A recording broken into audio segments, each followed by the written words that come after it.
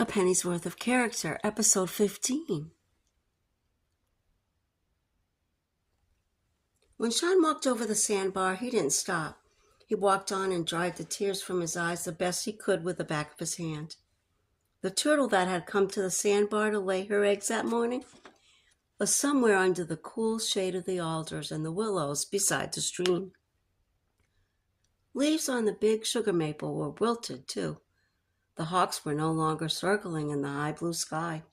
Sean walked slowly down the dusty road beyond the maple, thinking about Mr. Conley and the sack. He wondered what he would say when he gave it to him.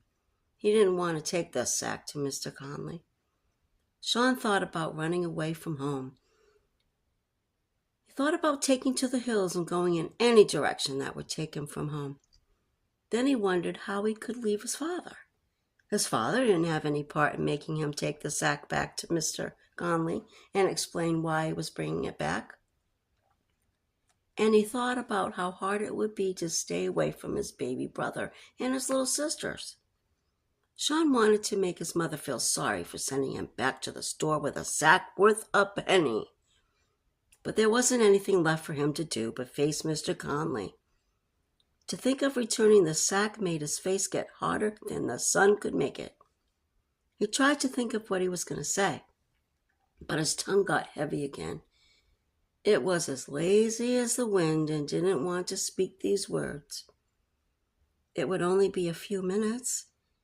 He couldn't tell his heart to beat slower, and he couldn't keep his face from getting hotter.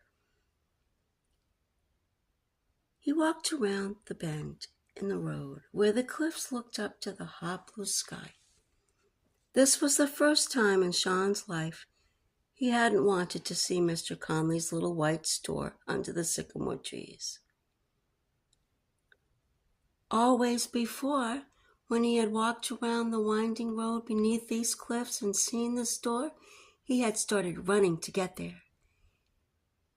He saw two horses with saddles on, hitched to the sycamore limbs. There was a team of horses hitched to the wagon standing in front of the store. Sean thought, people are in the store and they will hear what I have to tell Mr. Conley. I'll wait till they leave before I give him the sack.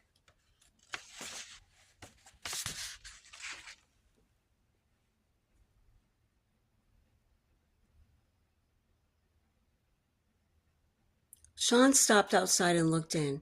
There were 3 men inside. Tom Eversole picked up his basket of groceries and walked out.